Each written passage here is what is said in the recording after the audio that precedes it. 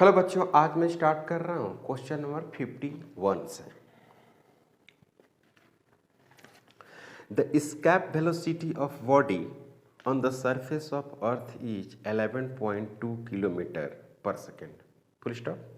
If the earth mass increases to twice its present value and radius of the earth becomes half, the escape velocity becomes। तो कह रहे हैं कि अगर हम मास ऑफ द अर्थ को इंक्रीज करा देते हैं और रेडियस को घटा देते हैं, डिक्रीज करा देते हैं, तो आपको बताना है कि इसका वेलोसिटी क्या होती है।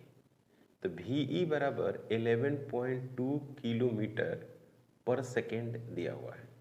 ओके, तो ये जो VE है ये होता कितना है, √2GM डिवाइडेड बटे RE, ये होता है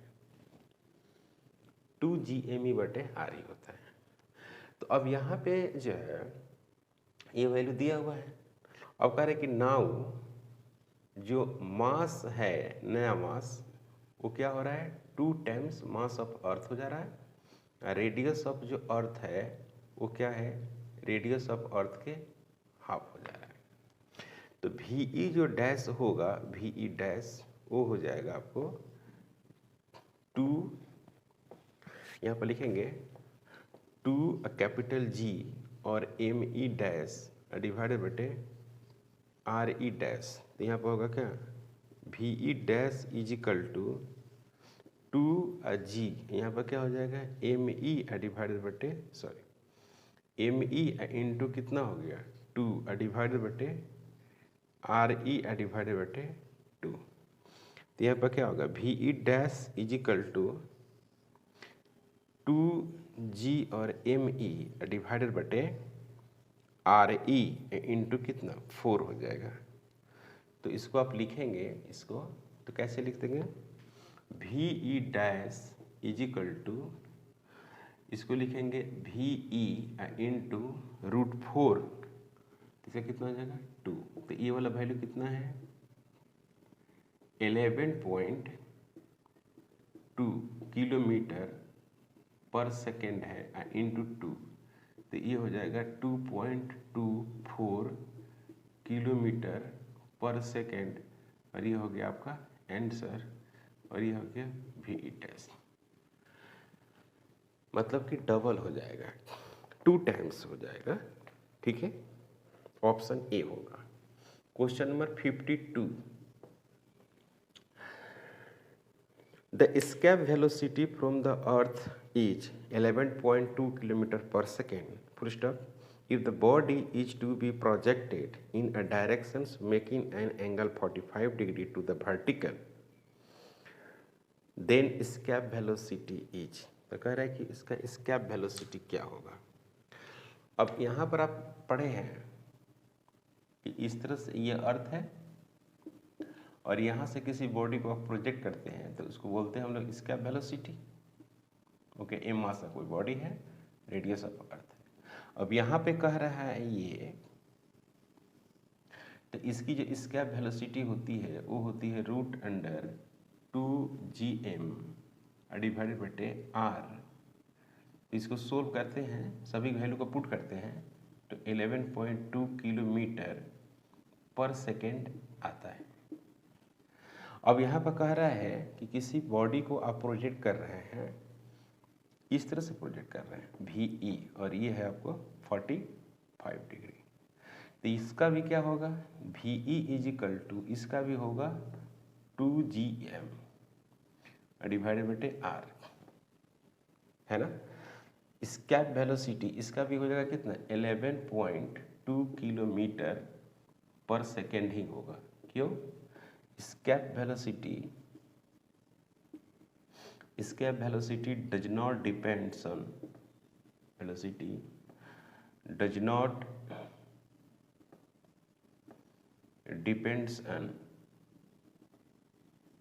depends on angle of projection,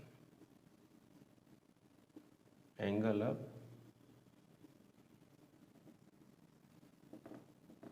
projection, angle of projection पर डिपेंड नहीं करता है ना। जितना एंगल ऑफ प्रोजेक्शन पे डिपेंड नहीं करता है, इसका भी स्पीड उतनी ही होगी जितना इसकी होगी। तो आंसर जो होगा वो 11.2 किलोमीटर पर आवर होगा, मतलब ऑप्शन जो होगा वो बी होगा। ओके, तो 51 और 52 एक ही फार्मूला पर है। और नेक्स्ट जो क्वेश्चन है 53 क्वेश्चन भी इसी पे बेस्ड है, न्यू क्वेश्चन नहीं है, सेम यही क्वेश्चन है। तो बात करते हैं क्या 53।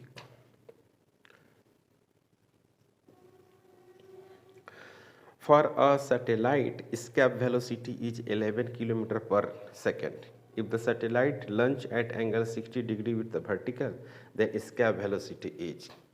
तो escape velocity है, जो escape velocity दिया हुआ है वो है 11 किलोमीटर पर सेकेंड दिया हुआ है। अगर यहाँ से बिल्कुल इस तरह से आप इस तरह से लॉन्च करते हैं तब ये होगा escape velocity, है ना। अब इसको ये कह रहा है कि वर्टिकल से, ये वर्टिकल हो गया, वर्टिकल से 60 डिग्री से लॉन्च करते हैं तो क्या होगा, ये भी वही होगा। इसमें भी क्या होगा, VE बराबर रूट अंडर 2GM डिवाइडेड बटे RE, और ये भी होगा 11 किलोमीटर पर सेकेंड होगा। Does not depends on angle of projection, angle of projection पर डिपेंड नहीं करता है। Okay,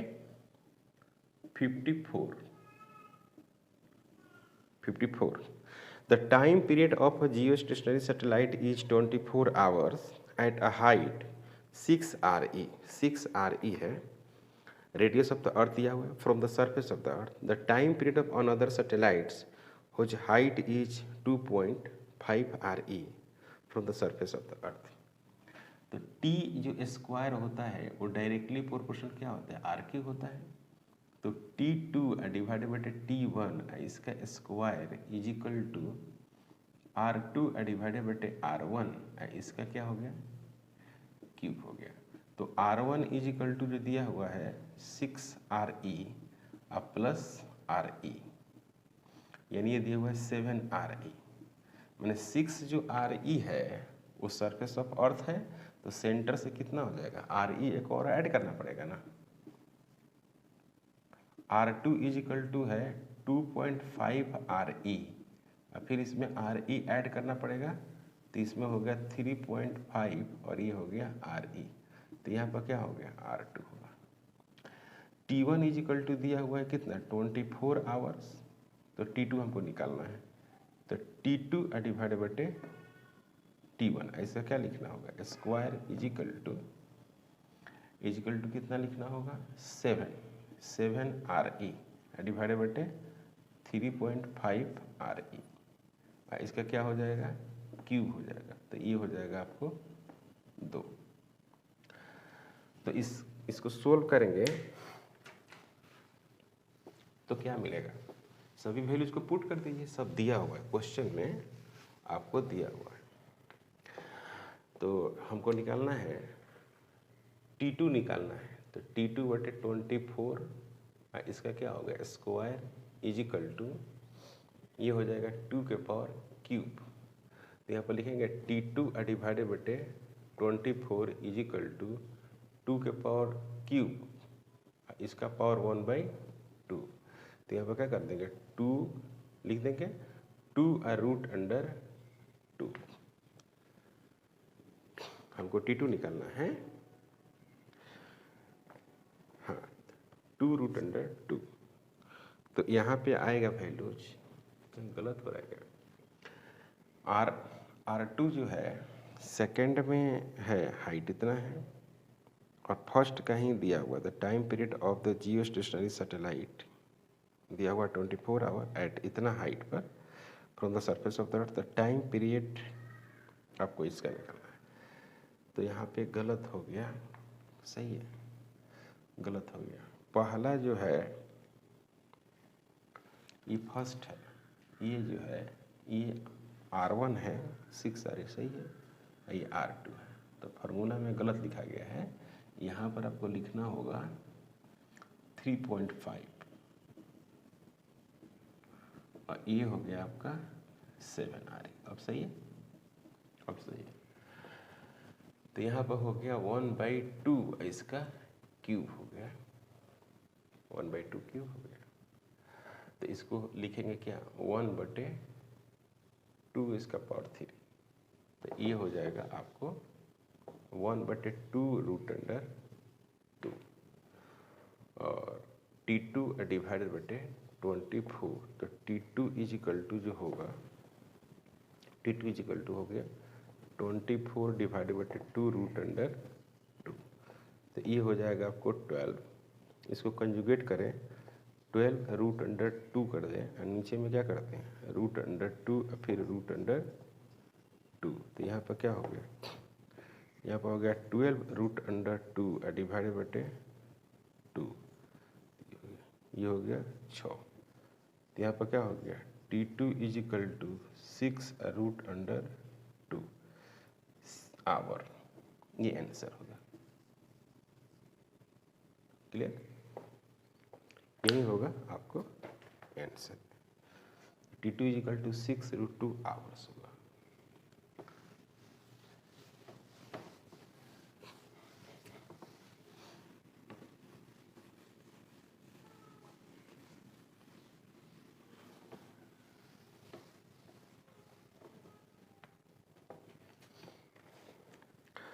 question number 55 number question है। अ रिमोट सेंसिंग सैटेलाइट, मतलब रिमोट से उसको कंट्रोल किया गया है, satellite of earth revolves in a circular orbit of height 0.25 × 10⁶ metre. मतलब जो हाइट है, कितना हाइट पर है, तो 0.25 10⁶ मीटर हाइट पर है। Above the surface of the earth, radius of earth दिया हुआ है, ये है आपको 6.38 × 10⁶ metre. And g equal to जो है वो है 9.8 मीटर पर सेकेंड स्क्वायर।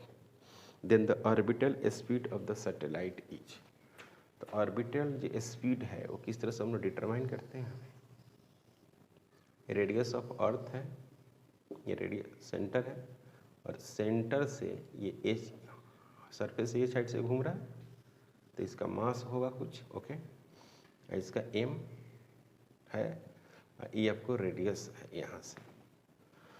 तो इसमें क्या होगा कि काइनेटिक एनर्जी जो होगा, कंजर्वेशन ऑफ एनर्जी, या आप ऐसे लगा सकते हैं कि m सेंट्रीपिटल फोर्स जो है, F जो c है, FC वो किसके बराबर है, ग्रेविटेशनल फोर्स के बराबर है। FC बैलेंस करता है FG को। तो mv का स्क्वायर, ऑर्बिटल स्पीड का स्क्वायर कर सकते हैं, mv स्क्वायर डिवाइडेड बटे r का मतलब हो गया r plus h, radius centre से लेकर यहाँ तक दूरी, ओके। इजिकल टू क्या लिखेंगे, capital G capital M small m divided बटे r प्लस h। इसका क्या लिखिएगा, स्क्वायर लिखिएगा। ये और ये कैंसिल हो जाएगा, फिर ये कैंसिल हो जाएगा। तो v ऑर्बिटल का square is equal to G capital M और r प्लस कितना h, इसे होगा, ओके। तो अब यहाँ पे क्या होगा, GR स्क्वायर। तो अब GM के जगह पर GR का स्क्वायर है, यहाँ पर GM पुट कर दीजिए। तो V जो ऑर्बिटल है, V ऑर्बिटल, इसका स्क्वायर इजिकल टू GR का स्क्वायर डिवाइडेड बटे R प्लस H, इस तरह से पुट करेंगे। तो V ऑर्बिटल जो आएगा वो R आएगा √G और R प्लस H। अब ये आपने यहाँ पर R प्लस H क्यों नहीं रखा, इसलिए नहीं रखा कि G जो दिया है ना वो अर्थ सरफेस का है, न कि H हाइट का है, ये ध्यान रखना होगा, है ना। तो आप सभी का वैल्यू यहाँ पर पुट कर दीजिए। VO इजिकल टू 6.38 × 10⁶ और यहाँ पर लिखेंगे क्या 9.8 डिवाइड बटे आर का value 6.38 into 10 to the power 6 plus 0.25 into 10 to the power 6। और यहाँ पर क्या होगा भी। अब इसको सोल्व कर दीजिए। अब इसको जैसे सोल्व करिएगा तो आपको जो वैल्यूज मिलने वाली है वो है 7.76। यही इसी का रेंज होता है। तो ऑप्शन में है आपको 7.76। यही रेंज होता है ऑर्बिटल वेलोसिटी का जनरली 7.6 किलोमीटर पर सेकेंड। ये आंसर हो गया। क्वेश्चन कठिन नहीं है, आप समझ सकते हैं, है ना। इसमें क्वेश्चन कठिन नहीं है। नेक्स्ट क्वेश्चन है 56। थ्योरेटिकल क्वेश्चन है और आसान है। क्वेश्चन थ्योरेटिकल है और कठिन नहीं, आसान क्वेश्चन है। क्या है क्वेश्चन देख लीजिए। 56 question. A satellite S is revolving in elliptical orbit around the Earth. The mass of the satellite is very small compared to the mass of the Earth. मतलब इसमें एक ऐसे अर्थ है, इस तरह से इलिप्टिकल ऑर्बिट में ए मास का कोई एक बॉडी है जो मूव कर रही है ऐसे ऐसे। तो आपको पता है कि इलिप्टिकल ऑर्बिट है तो कहीं स्पीड ज़्यादा होगा कहीं कम होगा, तो इसीलिए इसका एंगुलर मोमेंटम सेम नहीं रह पाएगा। तो ऑप्शन जो पहला है the linear momentum of S remains constant in magnitude. Magnitude में कांस्टेंट नहीं होगा। रीजन ये है कि इसका स्पीड ज़्यादा कम होगा, यहाँ फास्ट होगा यहाँ पर स्लो हो जाएगा, है ना। ओके, तो पहला ऑप्शन नहीं होगा। दूसरा देखिए the acceleration of S is always directed towards the centre of the earth. तो इसका एक्सेलरेशन जो है ना वो हमेशा क्या रहेगा, सेंटर की तरफ ही रहेगा। यहाँ भी रहेगा तो एक्सेलरेशन इधर ही रहेगा, यहाँ भी आएगा तो एक्सेलरेशन इधर रहेगा। कहीं भी रहे एक्सेलरेशन से कहाँ रहेगा, यहीं पर रहेगा। कहीं भी रहे एक्सेलरेशन सेंटर की तरफ होगा, है कि नहीं। हमेशा सेंटर की तरफ ही एक्सेलरेशन होगा हमेशा। ओके, सी में है angular momentum of S about the centre of the earth change in direction but in magnitude remains constant. गलत है।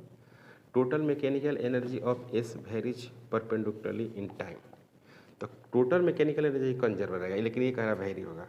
तो सबसे इंपॉर्टेंट जो है वो क्या है, इसका बी ऑप्शन है। इसका बी ऑप्शन सबसे सही है। इसका हमेशा जो एक्सेलरेशन होगा वो टुवर्ड्स द सेंटर होगा। 57 question number 57। A geostationary satellite is orbiting the Earth at a height 5r. Geostationary satellite है जो 5r से क्या कर रही है, रिवॉल्व कर रही है above the surface of the Earth. R being the radius of the Earth. The time period of another satellite in hours at a height of 2r from the surface of the Earth. तो ये काफ़ी आसान है। ये वाला Kepler's law से T का square directly पूछना क्या है, आर की, यानी T1 डिवाइडेड बाई T2, इसका क्या लिखेंगे square is equal to R1 divided by R2, ऐसा क्या लिखेंगे क्यूब, इस तरह से लिखेंगे। तो यहाँ पर T1 जो है कितना बता ना, जो R1 है R1 R प्लस R, ये हो गया कितना 6R, और R2 जो है वो क्या है 2R प्लस R, ये कितना है 3R। ओके, यहाँ पर क्या है T1 इज इक्वल टू जो है वो है 24 hour, T2 is equal to what, ये दिया हुआ है ना। तो इसको आपको कैलकुलेट करना है। तो क्या लिखते हैं हम लोग, ये फार्मूला लिखे हैं, फार्मूला लिखे हैं तो हमको T2 कितना लिखेंगे, T1 लिखेंगे 24 और T2 इसका स्क्वायर करेंगे। उसके बाद लिखेंगे R1 का वैल्यू लिखेंगे 6R, इसको लिखेंगे 3R, इसका क्या लिखेंगे Q। तो ये हो जाएगा आपका 2, कैंसिल होगा तो 2 बचेगा। 2 होगा। तो यहाँ पर लिखेंगे 24 डिवाइडेड बटे T2 इसका स्क्वायर इज इक्वल टू 2 इसका पावर क्यूब। तो ये हो गया T2 इज इक्वल टू जो होगा T2 वो हो जाएगा 24 इसका स्क्वायर T2 का स्क्वायर डिवाइडेड बटे 2 इसका पावर क्यूब। इसको सोल्व करेंगे तो क्या मिलेगा आपको? T2 is equal to 24 divided बटे इसको मिलेगा 2 रूट अंडर 2। तो ये हो जाएगा आपको 12, ये हो गया 12। तो T2 is equal to 12 divided बटे रूट अंडर 2, कंजुगेट करेंगे तो मिलेगा 6 रूट अंडर 2 आवर। यही होगा आंसर 6 रूट अंडर 2। तो ऑप्शन नंबर सी होगा। क्लियर है? यहाँ तक कोई डाउट नहीं? तो 57 हो गया। 56 और 57 दो क्वेश्चन हम लोगों ने यहाँ पर किया। अब बात करते हैं क्वेश्चन नंबर 58 का।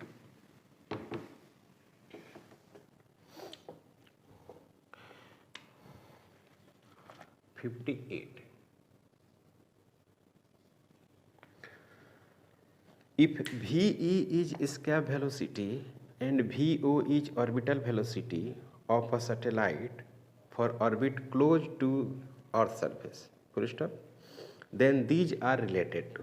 तो आप जानते ही हैं यहाँ पर कि escape जो वेलोसिटी होता है, escape velocity VE is equal to लिखते हैं रूट अंडर 2 GM डिवाइडेड बटे R। अभी ऑर्बिटल लिखते हैं वो लिखते हैं GM बटे R। ओके, तो नाउ ये ऑर्बिटल है, orbital velocity,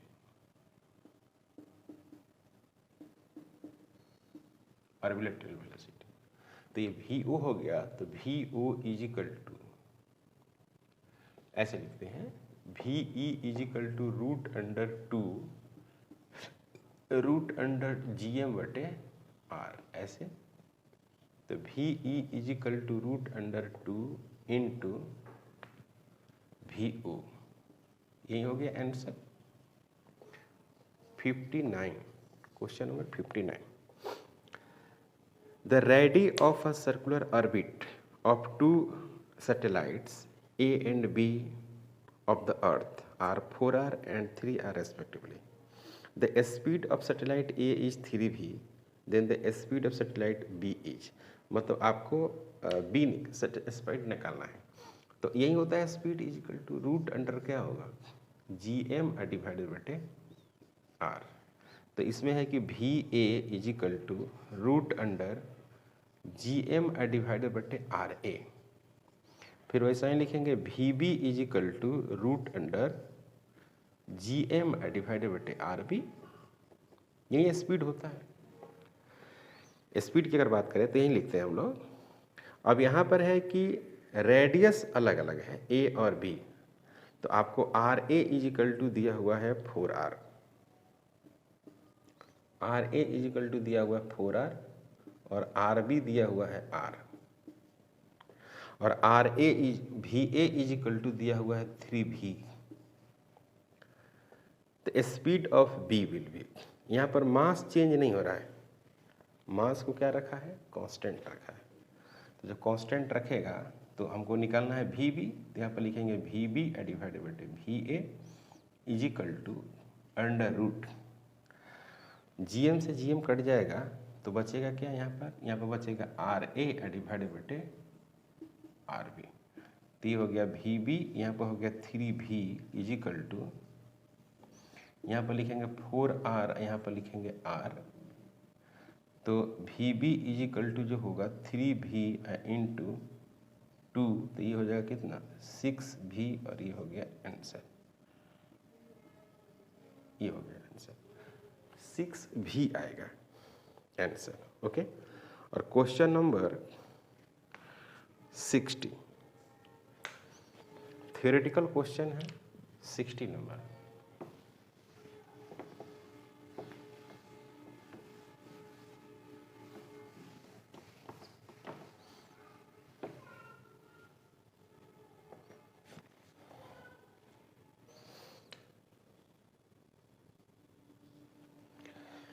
A ball is dropped from a spacecraft revolving round the earth at the height 120 kilometre, तो what will happen to the ball?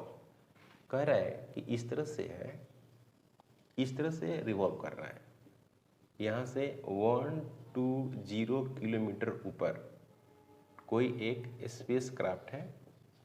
अब ये स्पेस क्राफ्ट मूव कर रहा है, और यहाँ से कोई एम मास का बॉल है, उसको अगर रिलीज कराते हैं तो कैसे भागेगा? एलोंग द टेंजेंशियल भागेगा, भी होगा। Now speed of the ball, ऐसे लिखिए। Now velocity of ball along tangent, tangent के एलोंग होगा। अब इसमें ऑप्शन क्या क्या है? It will fall down to the earth gradually, बिल्कुल गलत है। It will go very far in space, मतलब बहुत ऊपर जाएगा, ये कह रहे हैं। It will continue to move with the same speed along the original orbit of spacecraft. It will move with the same speed tangentially to the spacecraft, है ना, टेंजेंशियली मूव करेगा, जैसे टेंजेंट के along tangent. It moves same as spacecraft along tangent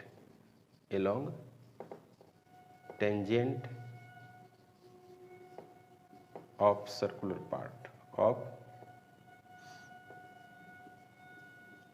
circular path। तो option क्या होगा? Option D होगा, circular path को मेंटेन करेगा। ओके, तो आज का लेक्चर में यहाँ पे स्टॉप करते हैं, मिलते हैं नेक्स्ट लेक्चर में। अगर आप हमारे चैनल पर नए हैं प्लीज़ सब्सक्राइब करें, शेयर करें। Thank you.